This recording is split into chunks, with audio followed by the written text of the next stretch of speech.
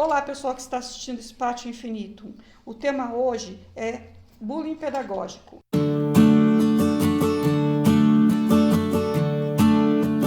Nós vamos conversar hoje com Nelson Araújo, escritor, surfista, professor, entre várias outras habilidades que ele desenvolve em várias facetas da vida dele, cotidiana. Nelson, dá um resumê para a gente das suas habilidades. Oi, Luciana. Primeiramente, queria agradecer esse convite. É um prazer estar aqui colaborando com o seu canal, com o canal da Jamile, que trata de temas muito importantes. Principalmente quando fala sobre educação, a gente pensa muito em educação dentro daquela caixinha onde tudo parece ser fácil, e na hora que a gente lida com pessoas, a gente vê que não é bem por aí. Cada um tem perfis comportamentais diferentes, cada um tem histórias de vida diferentes, e isso tudo vira uma confusão, e por causa dessa confusão acontecem vários problemas relacionados ao desenvolvimento da criança, do adolescente, que vão refletir diretamente dentro da sala de aula.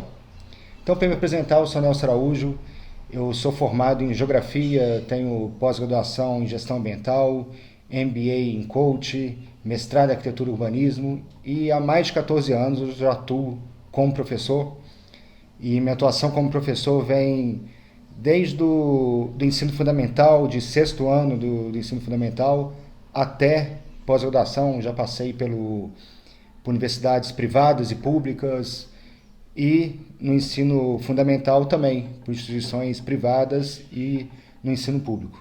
E além de atuar como professor, eu também atuo como coach, principalmente ligado ao business coach. Trabalho com pequenos empresários, profissionais autônomos. Trabalho com marketing digital, que faz esse link com o coach. Sou analista comportamental também, que me faz retornar à educação. E nas horas vagas ainda sou músico. Então tem várias atividades para nenhuma delas ter tédio. Bom, a gente vai começar essa nossa conversa falando sobre o livro Vá à Escola, mas Não Me Chame. Nelson, qual foi a inspiração desse livro? Qual é o sentido de se escrever um livro sobre escola? Nelson, fala um pouco sobre o livro Vá à Escola, mas Não Me Chame. Qual foi a inspiração para você escrever esse livro? Então, a ideia de escrever o livro veio, primeiramente, assim, que eu virei professor meio por acaso. Durante a faculdade, eu nunca quis ser professor, só que aquele negócio que a gente... Eu não sei se é uma questão da física quântica, de quanto mais a gente odeia uma coisa, mais aquilo atrai para a nossa vida. Eu acabei virando professor. Ou se foi até uma influência também de quando você acaba de formar, você ainda está desempregado, não sabe o que vai fazer da vida, encontra com um amigo na rua, fala, estou dando aula em tal lugar, estou dando aula em tal lugar, e na hora que você vê, você vira professor também. E no momento eu estava trabalhando em 6 escolas diferentes. Não 6 escolas diferentes, mas 6 segmentos diferentes. Eu trabalhava numa escola particular de ensino médio, trabalhava numa escola pública de ensino fundamental, trabalhava com jovens e adultos, trabalhava em cursinho preparatório de vestibular, na faculdade, e numa faculdade privada e numa faculdade pública. Então, assim, eu estava com muito trabalho ligado à educação, e eu comecei a ver que aquilo não estava fazendo sentido para a minha vida. E eu questionava muito as minhas ações como professor. Porque no livro eu conto uma questão que eu fiz, que eu quis colocar no livro, foi a minha história como aluno e fazer uma comparação com a minha história como professor. Porque assim, eu sofri muito na escola por vários motivos, principalmente da relação que eu criei com a escola e com os professores, e às vezes eu me pegava repetindo as próprias ações que os meus professores realizavam, e eu via o quanto me fazia mal. Eu pensava, será que eu não estou fazendo mal também para os meus alunos? Então a ideia de escrever um livro foi, primeiramente, um desabafo, uma forma de terapia para eu me reencontrar como professor, para eu repensar as minhas práticas pedagógicas, e a partir daí eu comecei também a questionar o que é a educação brasileira de acordo com a minha experiência. Então, uma das coisas que eu fiz questão na hora de escrever o livro foi não ler nada sobre educação e nem buscar referências diretamente ligadas à educação. Eu queria não ser influenciado por ninguém, somente pela minha experiência. Uma coisa muito bacana que eu vi no seu livro foi que você começou a escrever contando pra gente a sua experiência no jardim de infância, ou seja, nos anos iniciais da educação. E toda a sua experiência acadêmica, ela migrou até a universidade. Você contou fatos, inclusive, da sua vida familiar no seu livro. Teve momentos em que você citou, inclusive, o falecimento do seu avô como um dos seus entraves de educação. Então, são vários momentos que os nossos alunos passam e que muitas vezes a gente ouve falar, não, nós sabemos que influi no pedagógico. Só que o seu livro, ele mostra como isso realmente reflete no pedagógico. Ou seja, é a reflexão de um professor que no momento em que ele cita a história, no momento em que ele se posiciona na história, ele é um aluno. E o posicionamento dos professores frente àquele aluno fragilizado em diversos momentos. Isso é uma coisa muito bacana. Em relação ao seu livro, Nelson, conta um pouco pra gente, em todos esses momentos pedagógicos, vários pontos a gente sente o bullying pedagógico. O que é o bullying pedagógico? É o momento em que o professor ele exerce sobre o aluno uma superioridade. E essa superioridade é uma superioridade que trava o aluno, que faz com que o aluno se sinta reprimido, se sinta oprimido. E nem sempre o professor faz isso por vontade, porque ele decidiu seguir aquela carreira para poder ser mal com os alunos. Muitas vezes é o professor não sabendo o que fazer com aquele aluno, não sabendo como dominar uma sala e tendo várias, como o Nelson mesmo acabou de falar, ele tem várias realidades dentro do mesmo espaço. Ele não sabe lidar com todas aquelas realidades, então ele nivela através da opressão.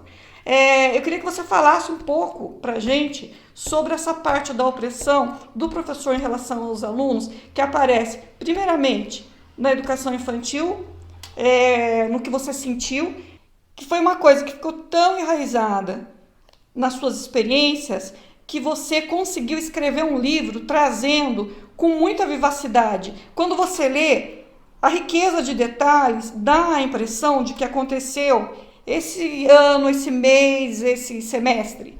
É uma coisa muito nova, ou seja, é uma coisa que ele realmente carregou. É uma memória impressa.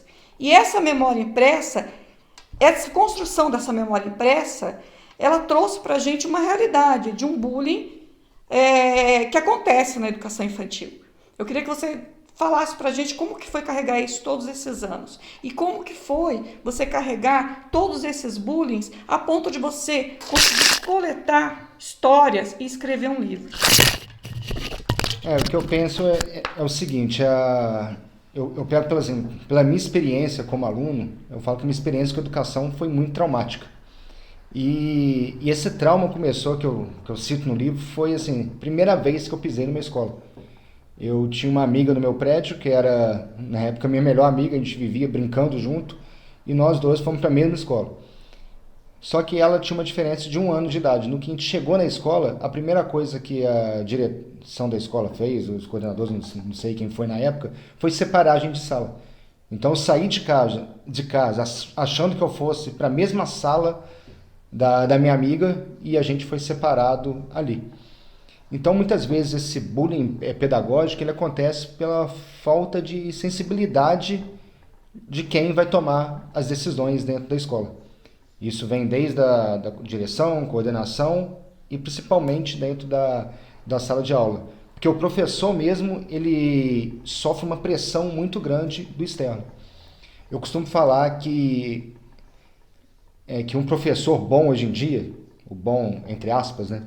É o professor que consegue cumprir o horário dele sem causar nenhum tumulto para fora de sala de aula e que ninguém se machuque durante a aula.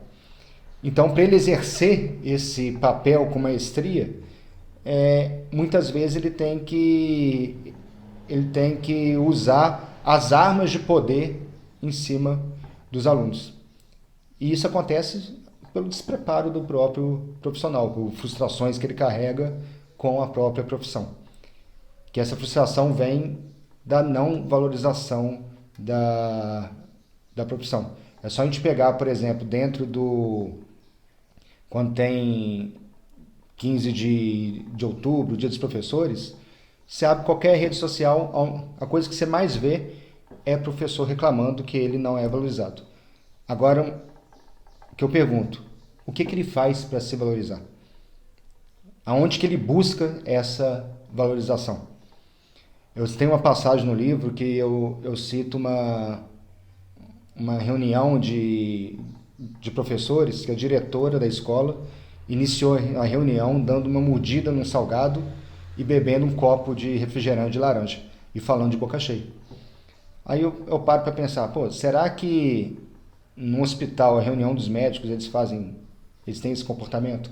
Será que um grupo de advogados, um grupo de empresários, de arquitetos, eles vão se comportar dessa forma?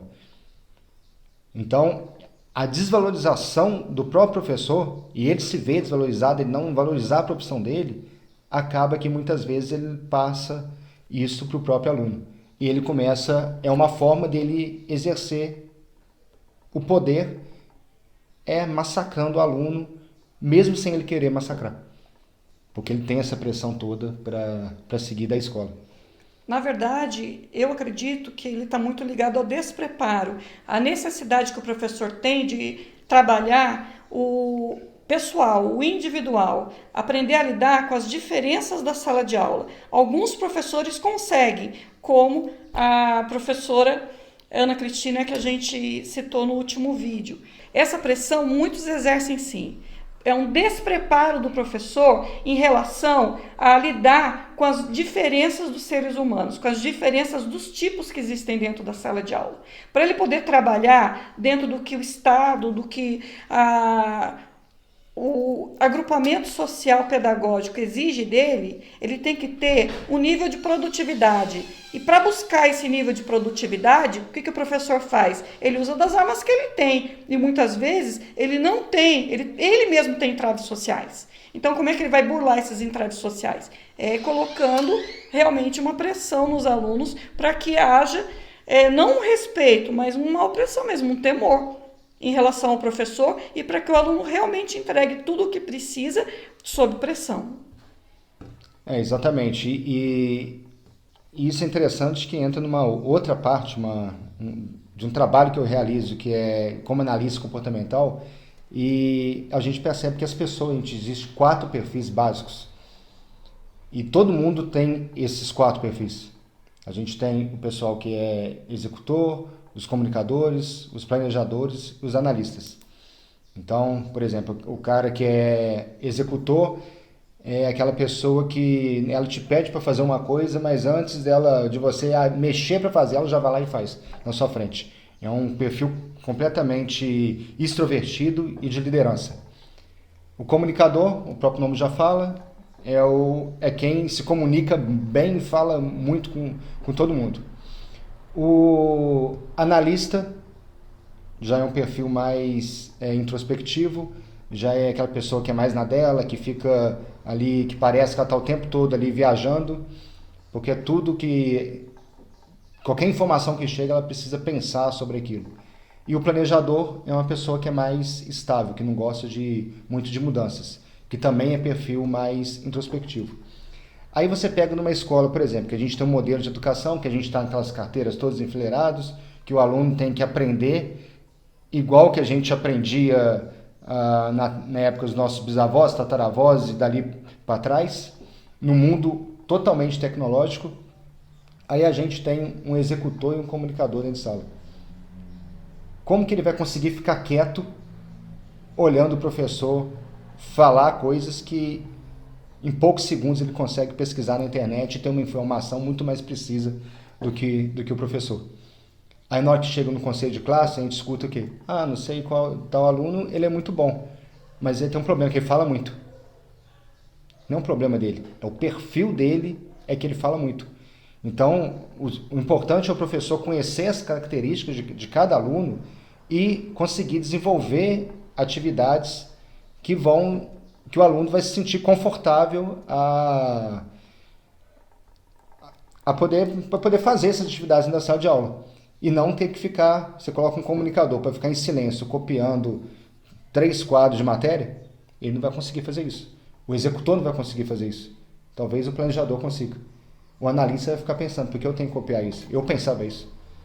Porque eu tenho que ficar copiando, e vai acabar a aula e ele vai estar ali, parecendo que está em outro planeta. Então, a partir do momento que o professor conhece esses perfis, ele consegue trabalhar a turma, ver qual a turma que é mais comunicadora, que é mais executor, quem são os líderes da turma e consegue trazer mais para ele. E com isso ele consegue transformar toda a dinâmica da sala de aula. A partir dessa sua reflexão no livro, você desenvolveu uma dinâmica de apoio ao professor para que ele possa desenvolver um trabalho onde ele possa utilizar as habilidades sociais dos alunos dentro de uma sala de aula. Eu queria que você contasse para a gente, primeiro, a gente sabe que as ideias surgiram a partir do livro. Eu quero que você fale um pouco para a gente do Nelson aluno, do Nelson professor e essa evolução. Como que o Nelson aluno ensinou o Nelson professor, o que ele precisa oferecer para os professores, para que os professores efetivamente possam se utilizar e se beneficiar das diferenças que existem dentro de uma sala de aula. Então, o Nelson aluno, aí eu começo a entender também hoje, depois que eu entendo o perfil comportamental, eu começo a fazer uma leitura mais precisa do que eu era. E eu falei, a gente tem esses 4 perfis. Normalmente as pessoas têm um perfil mais destacado ou no máximo 2. Eu tenho 3. Então, ao mesmo tempo que eu sou analista, que é um perfil muito introspectivo, que me faz pensar, que ele está relacionado com toda a disposição e a minha sensibilidade para o mundo da arte, eu sou comunicador e sou executor, que são perfis totalmente contrários do analista. Só que na escola, o que aconteceu? Eu ia para a escola, como toda criança, para poder jogar bola.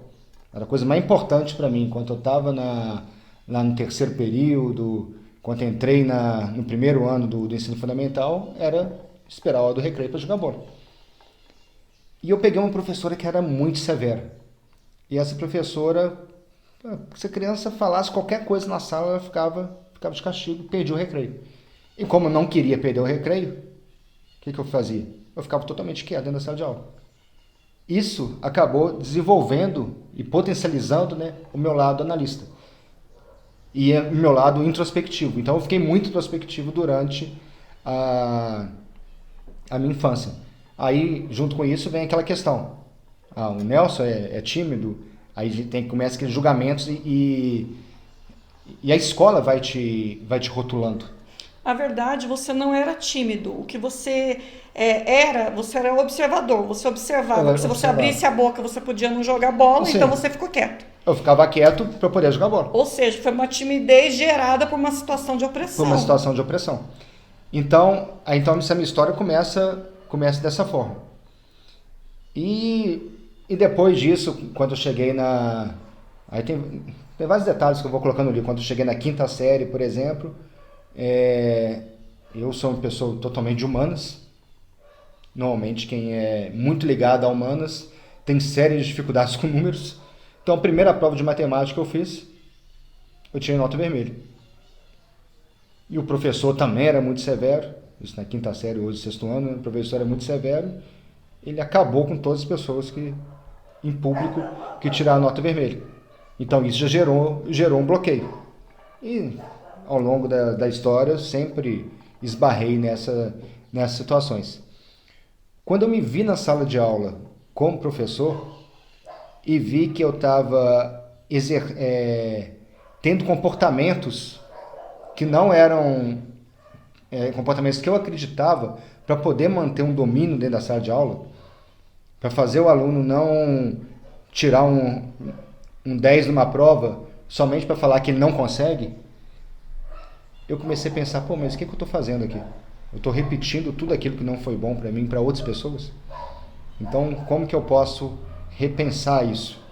E uma das coisas que eu fiz foi até parar de trabalhar em escola particular, que me cobrava muito uma disciplina, porque depois de um tempo eu não passei a acreditar mais na disciplina que a escola queria. e sim em outras formas de disciplina, e comecei a focar mais na questão do ensino público. Então, essa questão de eu ter vivido uma experiência traumática dentro da educação como aluno, acaba ajudando na minha prática. E agora, no último mês, eu tive dois momentos que eu percebi que, de certa forma, eu fiz as coisas no caminho certo. Foi uma aluna que chegou para mim, me deu um abraço no último dia de aula e falou comigo: professor, obrigado, porque você é o único professor que não grita com a gente. Então isso para mim foi muito bom, porque assim, eu consegui, mesmo com todos os problemas lá de ter 40 alunos numa sala apertada, de ensino fundamental, de uma escola do segundo distrito de uma cidade pequena, quase zona rural, todas as dificuldades, eu consegui não gritar com os alunos. E o outro foi um ex-aluno que eu encontrei outro dia na rua, e ele perguntou para mim: professor, você ainda está fazendo seus alunos pensarem igual que você fazia a gente? Nossa, então, assim, quando você escuta isso, você fica arrepiado. E aí você vê que vale a pena. E eu vejo que até o meu passado traumático, dessa opressão que eu tinha na escola, que eu sofria na escola, foi bom para eu aprender a não oprimir também os meus alunos e poder lidar com cada um com as suas diferenças. E depois que eu comecei a estudar sobre análise comportamental, eu acho que fez toda a diferença, porque eu comecei já a identificar, mesmo sem fazer os testes nos alunos, mas identificar comportamentos e ver, esse aluno aqui ele é mais analista. Então, se ele é mais analista, eu tenho que aproximar dele e entender o que ele quer. Eu tenho que chegar com questionamentos para ele. Se ele está tendo uma atitude que eu não considero interessante, eu tenho que chamar ele para fazer uma reflexão, que ele vai aceitar essa reflexão e vai fazer a reflexão. Se eu tenho um aluno que é planejador, eu sei que ele busca mais estabilidade. Então, ele não vai gostar de uma aula totalmente diferente. Então, quando eu vou querer dar uma aula diferente, buscar alguma coisa fora um pouco do padrão, eu tenho que preparar ele antes. O aluno que é executor, que tem espírito de liderança, é o primeiro que eu tenho que trazer para o meu lado. Eu tenho que chegar e identificar quem são esses alunos e logo eu vou criar uma relação com ele, chamar ele para pagar o quadro, para dar um aviso na direção para mim, na coordenação, na secretaria. Ele vai ser meu ajudante dentro de sala de aula. E o comunicador, que eu preciso falar? O comunicador tem que falar. Então, eu vou colocar ele para falar. Então, eu comecei a criar grupos dentro da sala de aula de acordo com perfis para cada um complementar o outro. Até separar um aluno muito comunicador de outro comunicador, que vira uma bomba relógio dentro da sala de aula. Então, coloco o comunicador junto com o analista, que é mais quieto, para poder desenvolver até a comunicação do analista. Então, a partir do momento que eu comecei a entender esses perfis comportamentais, eu parei de trabalhar com 40 alunos numa sala de aula para trabalhar com 4 perfis. E isso começou a facilitar muito o trabalho e, além de facilitar o trabalho, acaba evitando que eu cometa esses bullying pedagógicos também com alunos. Ou, pelo menos, diminui a possibilidade. Lógico, a gente não é perfeito, tem hora que a gente acaba pisando na bola de alguma forma. Com certeza. Mas acaba que isso fica mais controlado e acaba que você, assim, eu consegui ganhar mais o respeito dos alunos por essa questão. Você tem um trabalho e uma proposta para dividir com os professores, que você pode oferecer às escolas e às agremiações, aos grupos escolares. Eu queria que você falasse um pouco sobre essa proposta, como que você desenvolveu. Nós já sabemos que a ideia veio da sua própria vivência, e conta pra gente um pouco como que funciona isso e o que você tem para oferecer, como você tem para oferecer isso. Então, o que eu tenho feito atualmente é com um analista comportamental, eu em parceria com um amigo meu que é coach e ele é formado em recursos humanos, então trabalha com essa parte de RH. A gente criou uma formação em análise comportamental educacional. Então a gente dá essa formação, ele é Master Coach em análise comportamental, então eu criei essa parceria com ele para a gente fazer essas formações. E a gente forma professores analistas comportamentais. E esses professores que são formados, eles têm direito a aplicar os testes de perfil comportamental. Quem conhece um pouco o mundo empresarial já deve ter ouvido falar do DISC. Então seria um DISC, se você está vendo que a gente não conhece, dá uma pesquisada no que é o DISC, e a gente usa o DISC diretamente voltado para o adolescente. Então ele dá uma devolutiva descrevendo o adolescente numa linguagem que ele vai entender. E é interessante que ele não mostra somente essa questão, o resultado dessa devolutiva, né? Não mostra somente essa questão ligada ao perfil comportamental. Ele mostra a fase da vida que o adolescente está vivendo. Então ele consegue ver como que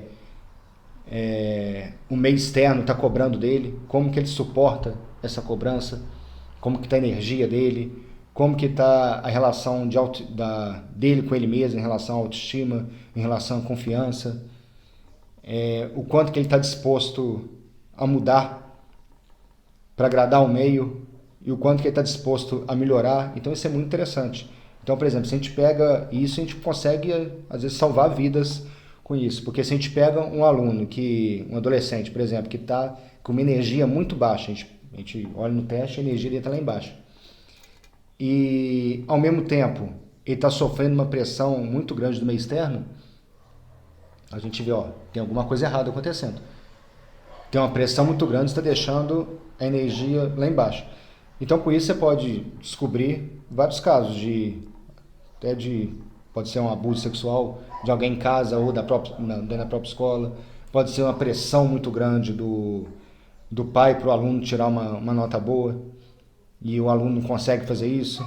Fragilidade social. Uma fragilidade social, algum problema que está passando em casa de separação.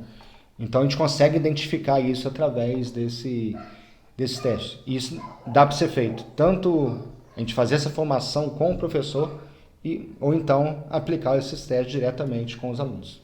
Esse DISC pedagógico, então, a gente pode dizer que ele é uma ferramenta de identificação dos problemas sociais da escola, olhando para o aluno, olhando para a sua realidade de sala. A saúde psicológica ou psicossocial do ambiente escolar seria um modo de você trabalhar também a saúde social, além de trabalhar dentro da sala de aula as diferenças para favorecer os agrupamentos pedagógicos e o desenvolvimento, o desempenho de uma boa aula e um bom desempenho do professor? Poderia ser sintetizado como isso? Sim, porque assim, apesar da ferramenta ser uma ferramenta bem pessoal, vai trabalhar diretamente o indivíduo, mas a partir do momento que a gente tenha as turmas, todo mundo já mapeado ali, então a gente consegue identificar qual que é o perfil da turma e, além disso, qual que é o modo de aprendizagem de cada aluno. Então, dentro da devolutiva, a gente consegue identificar isso. Então, por exemplo, se a gente tem uma coisa que eu percebi muito, assim, que vem da minha história também, que eu coloquei no livro. Eu tirava muitas notas baixas porque a forma das aulas que eu tinha não era o jeito que eu aprendi. Para aprender, eu tenho que estar praticando. Não adianta eu estar só ouvindo. Então, a partir do momento que eu comecei a perceber, entender que existem essas diferenças, eu comecei a variar também a minha forma de dar aula. Só que a partir do momento que a gente tem isso mapeado, a gente entende como que os nossos alunos eles são na essência deles ali, a gente vai preparar a aula diretamente para aquela turma e deixa de fazer aquela aula em massa. Que tem assim, muito professor que a gente conhece e muitas vezes a gente acaba fazendo isso, que tem lá 10, 20 anos, que dá a aula igualzinho, independente para a turma que está. Bom, eu queria que você dissesse para a gente também, deixasse para a gente como comprar o seu livro, onde ele está à venda, como a gente adquire o livro e também quais são os canais que a gente tem para acessar essa formação que você tem do DISC. Então, o livro ele está na editora Multifoco, que é uma editora lá do Rio de Janeiro. Então, no site da Multifoco você consegue comprar o livro.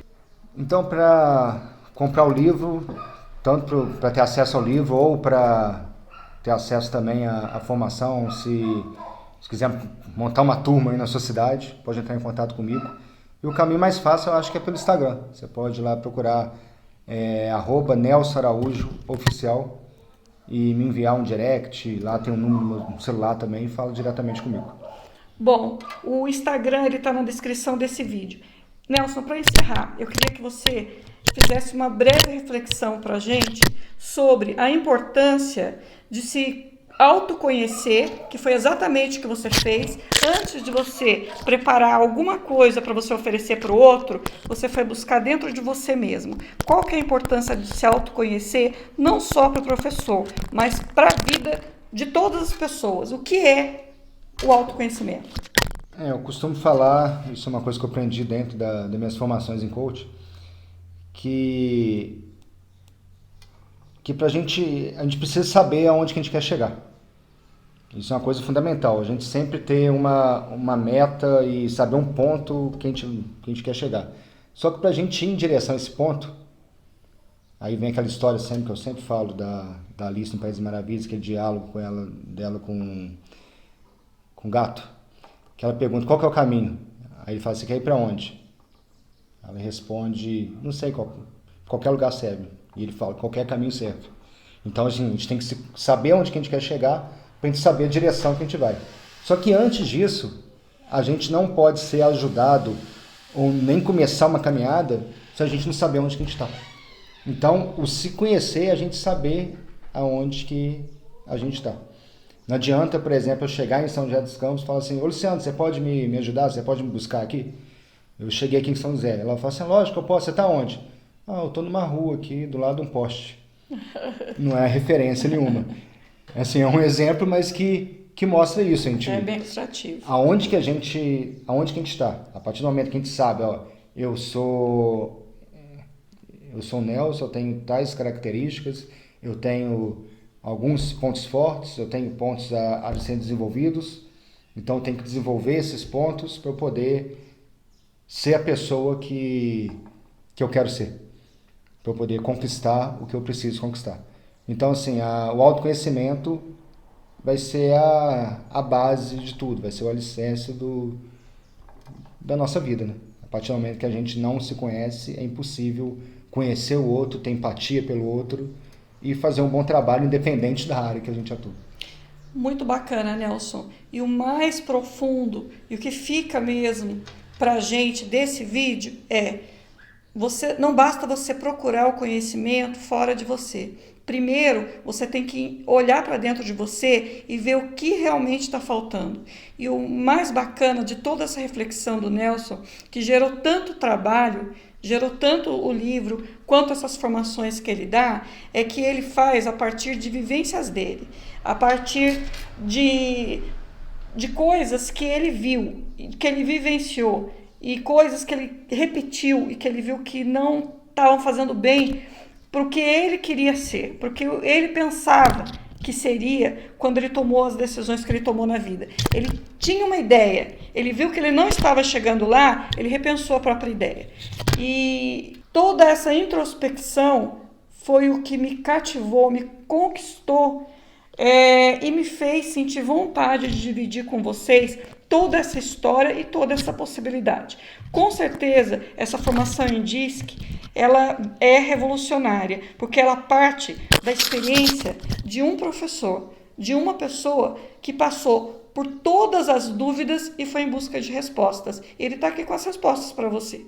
Então, vamos entrar em contato. Ou com mais reflexões. Eu acho que mais reflexões do que respostas. E a partir das reflexões a gente tem as respostas. Com certeza. Tem aquela frase, né? Não é a resposta que desenvolve a ciência, sim as perguntas. Então, verdade. Continuar perguntando. E é isso, gente. Vamos dividir conhecimento. E quem quiser entrar em contato, está na descrição do vídeo. Até o próximo vídeo. Espero que vocês gostem tanto de assistir como a gente gostou de produzir. Com certeza. Muito obrigado mais uma vez pelo convite. E obrigado a vocês aqui que estão assistindo a gente.